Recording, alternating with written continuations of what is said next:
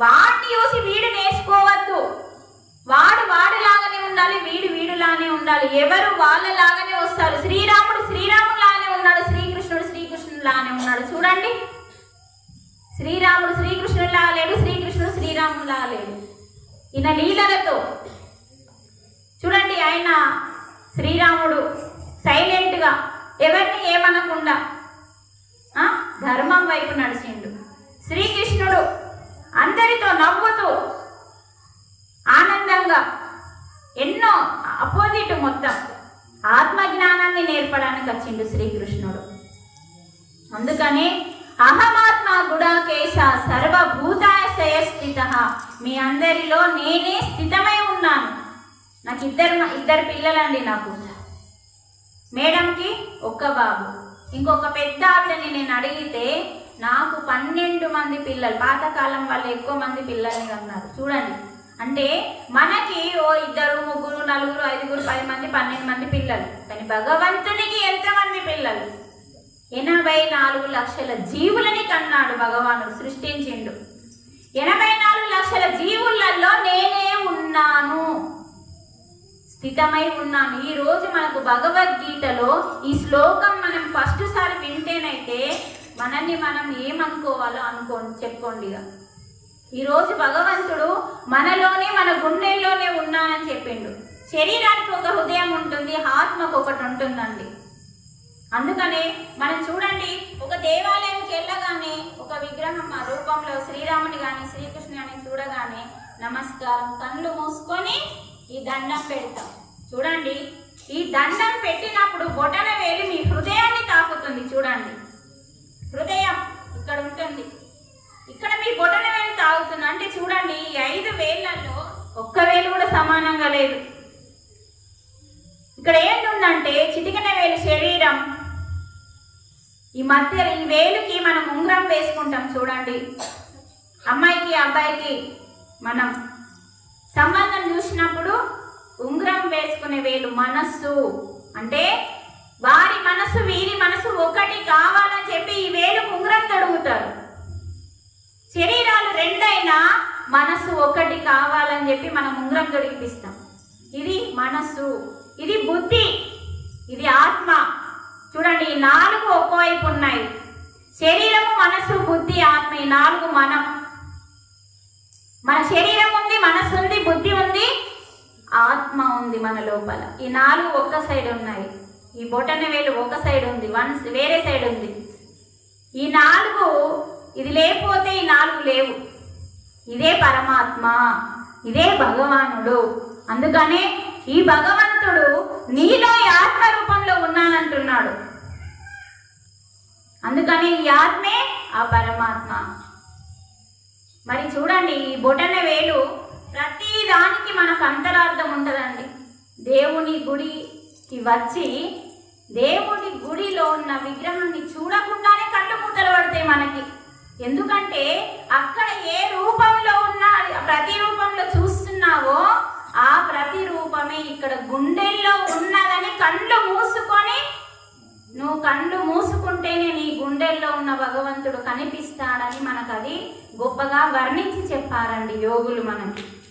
ఎందుకంటే భగవానుడు మన గుండెల్లో ఉన్నానని గీతలో స్పష్టంగా ఇచ్చాడు. కాబట్టి నేనే పుట్టించాను, అహమాదించ మధ్యంచ భూతానమంతైవచ, పుట్టించాను, నడిపించాను, మిమ్మల్ని అంతం చేసేది నేనే. అందుకనే మీలో ఉన్నాను, మీ లోపల ఉన్న నా దగ్గరికి రండి అంటున్నాడు. భగవద్గీత అంటే చాలా గొప్పదండి. పూర్తిగా మనం మైమర్చిపోయినాం. మన జీవితం అనే దుఃఖంలో కొట్టుకపోతున్నాం. రోగం వచ్చిందని, ఆరోగ్యం బాగాలేదని, లేకపోతే నా పిల్లలకి ఫస్ట్ మార్కులు రాలేవని, ఇల్లు లేదని, పెళ్లి కాలేదని, జాబ్ రాలేదని, ఒక టైం తర్వాత ఇంకొకటి, ఇంకో టైం తర్వాత ఇంకొకటి వస్తూనే ఉంటాయి మనకి. కానీ ప్రశాంతంగా ఏ రోజు ఎవరు బ్రతకటం లేదు. ఎందుకంటే మనకి భగవంతుడిచ్చిన జ్ఞానం, మనకి భగవద్గీతని ఆచరణ చేస్తే మనకి దుఃఖం అనేది ఉండదు. అందుకని ఏం చెప్తున్నాడు ఇంకో శ్లోకంలో, యుక్తాహార విహారస్య యుక్త చేష్టస్య కర్మసు. నీ దుఃఖం పోవాలంటే ఏం చేయాలి అంటున్నాడు. యుక్తాహార విహారస్య యుక్త చేష్టస్య కర్మసు యుక్త స్వప్నావబోధస్య యోగో భవతి దుఃఖః అన్నాడు. నీ దుఃఖం పోవాలంటే ఏం చేయాలి? నువ్వు సరైన ఆహారం తీసుకోవాలి, సరైన టైంకి నిద్రపోవాలి, సరైన టైంకి మెలకువ కావాలి. మన సరైన టైంకి లేవాలంటే మన సరైన టైం ఎవరికి తెలదండి, అందరికీ తెలుసు. ఏ టైంకి లేవాలో ఎవరికి తెలనోళ్ళు ఎవరు లేరు. కానీ ఆ టైంకి లేస్తున్నామా? లేదు. అందుకనే దుఃఖం. మరి యోగం సిద్ధించదు. అందుకనే ఈ శ్లోకంలో ఏం చెప్తున్నాడంటే ఆహారం ఎప్పుడు తీసుకోవాలో చెప్పిండు. ఏ ఆహారం తినాలి, ఎప్పుడు తీసుకోవాలి. చూడండి, ఆహారం గురించి కూడా చెప్పిండు. అంటే మన మీద భగవంతునికి ఎంత దయా కరుణ ఉందో ఆలోచించండి. టైం అయిందని భోంచేయన్నా, ఆకలైతే భోంచేయన్నా అని ప్రశ్న అడుగుతున్నాడు అక్కడ. ఎప్పుడు భోంచేయాలో చెప్పండి. 10 అయింది, 11 అయింది, టైం అయిందని భోంచేస్తున్నాం ఈ రోజుల్లో. అవునా? మాట్లాడండి. అవును. కానీ ఎప్పుడు భోంచేయాలి అంటున్నాడు? యుక్తాహార, మితంగా తినాలి అంటున్నాడు. మళ్ళీ మితంగా అంటే ఎక్కువ కాదు. చూడండి, ఎక్కువ తిన్నామనుకో ఇంకా చెప్పాల్సిన అవసరం లేదు. తక్కువ తింటే చక్కెర వస్తుంది, పనులు చేసుకోలేము. అందుకని ఎక్కువ తినద్దు, తక్కువ తినద్దు. ఎలా ఉన్నా సరే భోజనం మధ్య మార్గంగా యుక్తాహారం యుక్తంగా తీసుకోవాలి. అంటే మితంగా. ఇంకా ఇంత పడుతుంది అన్నప్పుడు స్టాప్ చేసేయాలి అంటున్నాడు. ఆహారం గురించి ఎందుకు ఇచ్చిండు అంటే ఆహారమే నీ వ్యవహారం కాబట్టి. చూడండి, ఆహారం గురించి భగవంతుడు భగవద్గీతలో ఎందుకు చెప్పిందంటే ఆహారాన్ని బట్టి నీ వ్యవహారం ఉంటుంది. అందుకే యుక్తాహార విహారస్య యుక్త చేష్టస్య అంటున్నాడు. నీ చేష్టలు అలా ఉంటాయి. నీ భోజనం ఎలాంటిది తింటున్నావో నీ చేష్టలు అట్లే ఉంటాయి. హింసకు సంబంధించిన తిండి తిన్నావనుకో నీ గుణం కూడా హింసకు సంబంధించింది వస్తుంది. చూడండి, మీకు ఒక ఎగ్జాంపుల్ చెప్తా.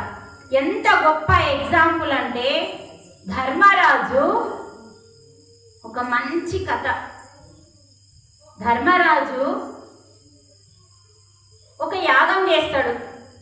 అశ్వమేధ రాజసు యాగం అంటాం దాన్ని. అశ్వమేధ యాగము ఒక ఏదైతే గుర్రం ఉందో ఆ గుర్రాన్ని 1 సంవత్సరం వదిలిపెట్టేస్తారు. మొత్తం ఎక్కడెక్కడ తిరుగుతుందో వాళ్ళు ఈయన ఆపేస్తే వాళ్ళతో యుద్ధం చేసి ఆ రాజ్యాన్ని గెలుచుకుంటారు. అలా అశ్వమేధ యాగం చేస్తున్నప్పుడు, రాజసు యాగం చేస్తున్నప్పుడు మొత్తం తిరిగి వస్తుంది. తర్వాత తిరిగి వచ్చిన తర్వాత ఆ గుర్రాన్ని చంపేస్తారు. చంపేసి హోమం చేసి అన్నదానం చేస్తారు. అయితే ఒకసారి ఒక శాపం వల్ల జమదగ్ని అంటే రేణుకామాత అంటే పరశురాముని తండ్రి జమదగ్ని ఒక శాపన వల్ల మొసలిగా ముంగీసగా పుడతాడు.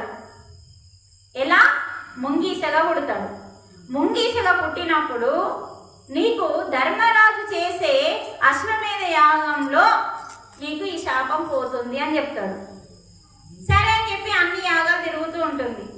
ఒకసారి ఒక మామూలు బ్రాహ్మణుడు అండి, ఒక పండితుడు, అంటే భోజనం అట్లా ఏమీ ఉండదు వాళ్ళ దగ్గర, ఏదో అక్కడ ఇక్కడ అది ఇవి ఏరుకచ్చుకొని చేసుకొని తింటూ ఉంటారు. ఒక టైంలో కొన్ని రోజుల తరబడి వాళ్ళకి భోజనం లేదు. ఒకసారి అందరూ నలుగురు, అత్త మామ కోడలు కొడుకు, వీళ్ళు నలుగురు ఉంటారు. వాళ్ళు నలుగురు కలిసి ఎక్కడన్నా ధాన్యాలు దొరుకుతాయేమని ఆ చెట్టుకు ఈ చెట్టుకు తిరిగి ఇన్ని ధాన్యాలు దొరికినాయి అమ్మ, అవి దొరికే తీసుకొచ్చి వండి నలుగురు ఇంత వస్తే పంచుకున్నారండి. నలుగురు పంచుకున్న తర్వాత తింటాము అనేసరికి యమధర్మరాజు ఒక అవతారం వేసుకొని ఒక భిక్షగంలాగా వచ్చి భిక్షాందేహి అని అడిగిండు. అడగగానే ముంగిసాక నుంచి చూస్తున్నాడు. అడగగానే మన ఇంటి ముందుకు వచ్చిన అతిథి అన్నారు వాళ్ళు. చూడండి, బిచ్చగాడు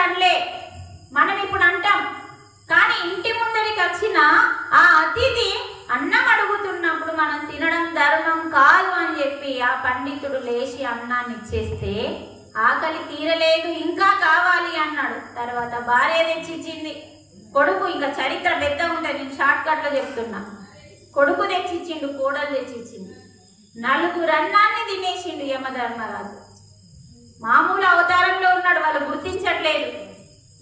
4 ఆహారాన్ని తిన్న తర్వాత ఎంత గొప్ప వాళ్ళు మీరు, ఎన్నో రోజుల నుంచి ఆకలితో ఉన్నా కూడా ఈ కాస్త ధాన్యాలు దొరికినా కూడా మీరు సేవించక అతిథికే విలువిచ్చిండ్లు. అతిథి దేవో భవ అన్నారు కదా. అతిథి అంటే ఎవరో మళ్ళీ చెప్తాను నేను మీకు. అతిథి అంటే ఎవరో కూడా మనకు తెలియాలి. అలా అన్న తర్వాత మీరు చాలా గొప్పవాళ్ళు అని చెప్పి నిజస్వరూపంలోకి వచ్చిండు యమధర్మరాజు. ఓ యమధర్మరాజు వచ్చిండా మా ఇంటికి అని చెప్పి సంతోషంతో కాళ్ళు కడిగిండు. కాళ్ళు కడిగిన నీళ్ళల్లో ఆ ముంగీస ఇలా ఇలా బొర్రింది. బొర్రగానే ఒక 1 సైడే తడిసింది. ఒక్క సైడ్ తడవగానే ఒక సైడ్ మొత్తం బంగారంగా మారిపోయింది తన శరీరం. అంటే ఆ నీళ్లు కొన్నే ఉండే, ఆ 1 సైడ్ తడిచినప్పుడు బంగారంగా మారిపోయింది. ఇంకా వాళ్ళ పూర్వీకులు చెప్పింది కదా, యమధర్మరాజు చేసిన యజ్ఞంలో నీకు శాపం పోతుంది అని చెప్పింది కదా. సరే అని చెప్పి ఇక్కడ జరిగిన ఈ అన్నదానం చాలా గొప్పది, లేకుంటే యమధర్మరాజు వస్తాడా? యమధర్మరాజు గొప్పవాడు. మరి ఆయన కడిగిన కాళ్ళ నీళ్ళకే నాకు బంగారంగా మారిపోయింది నా శరీరం. ఇంకా నా శరీరం పూర్తిగా బంగారం కావాలి అంటే నేను ఎన్ని యాగాలు తిరగాలనుకుంటా, ఎక్కడ జరిగింది అక్కడికి వెళ్ళింది, కానీ ఎక్కడ బంగారం కావట్లే. ఆఖరికి ధర్మరాజు ఈ యాగం చేస్తున్నాడు, కానీ ఆ యాగంలో కొన్ని లక్షల మందికి అన్నదానం జరుగుతుంది. కానీ అప్పుడు ఏం జరిగిందంటే యమధర్మరాజుకి అహంకారం స్టార్ట్ అయింది. ఓ ఇన్ని లక్షల మందికి నేను అన్నం పెట్టగలుగుతున్నాను అన్న ఒక చిన్న అహంకారం కృష్ణుడు గుర్తించిండు. కృష్ణుడు గుర్తించి ఇప్పుడు చేస్తాను ఈ పని అని చెప్పి అప్పుడు ముంగీస ఇక్కడికి వచ్చేలాగా శ్రీకృష్ణుడు అక్కడికి వస్తుంది. వచ్చి అక్కడ ఉన్న నీళ్ళల్లో అటు ఇటు గొర్లింది. కాలే అక్కడ 4 ఒక్క మనిషికే భోజనం పెడితే నా శరీరం బంగారంగా మారింది.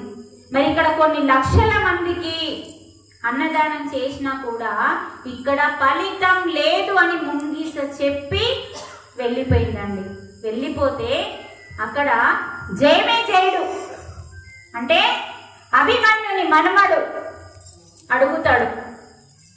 ఏమని అంటే అశ్వమేధ యాగం కన్నా అన్నదానం గొప్పదా అని అడుగుతాడు.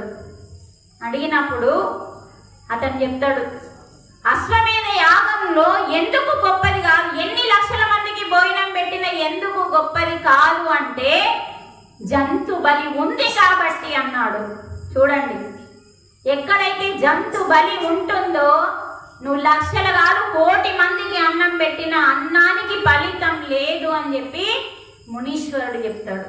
అందుకని మరి ఇలాని క్షత్రియులు అంటారు, రాజు ఉన్న వాళ్ళని క్షత్రియులు అంటారు. వాళ్ళు ఎందుకోసం ఈ యాగం చేస్తున్నారు అంటే వాళ్ళు రాజ్యాన్ని పెద్దగా చేసుకోవడానికి. గుర్రం ఎంత దూరం ఉరికితే అదంతా వాళ్ళదే. వాళ్ళు రాజ్యాలని పెంచుకోవడానికి మరి 1 సంవత్సరం పాటు కష్టపడి తిరిగి వచ్చిన అలిసిపోయి ఉన్న ఒక గుర్రాన్ని జాలి దయ లేకుండా బలిస్తారు. అందుకని ఎంత అన్నం పెట్టినా కూడా దానికి ఫలితం లేదు. అందుకని ఇక్కడ ఒక అతిథి ఆకలితో ఉన్నాడు. ఒక మామూలు అతిథి కడుపు ఆకలి. చూడండి, మనకి ఎన్ని దానాలు ఇచ్చినా అన్నం పెడితే మాత్రం ఎన్ని ఇచ్చినా గింతేనా, ఇంకా వస్తే బాగుండు అనుకుంటాం. కానీ అన్నం పెడితే మాత్రం చాలు అంటామా లేదా? అందుకే అది గొప్పది. అంటే ఒకరి కడుపు నింపడం అనేది ఎలా కడుపు నింపాలి? మరి మళ్ళీ అక్కడ అహంకారం ఉండకూడదు అని చెప్తున్నాడు. చూడండి, ఒకరికి అన్నం పెట్టడం అనేది నీ అహంకారంతో నేనే మంచిగా వంట చేస్తా, నేనే పెట్టగలుగుతున్నా అన్నది 2 తీసేసి ఈ సేవ నాకు దొరికినందుకు భాగ్యంగా భావించి ఆ అతిథికి అన్నం పెట్టడం వల్ల నీకు ఎన్నో పుణ్య ఫలం వస్తుంది అని చెప్పి అన్నదానం చాలా గొప్పదని ఈ యాగం ద్వారా చాలా గొప్పగా వర్ణించారు. అందుకనే కానీ రాముడు ఏం చేసిండు తెలుసా? అశ్వమేధ యాగం చేసిండు. చేసి 1 సంవత్సరం పాటు మన రాజ్యాన్ని పెంచడానికి పరిగెత్తి తిన్న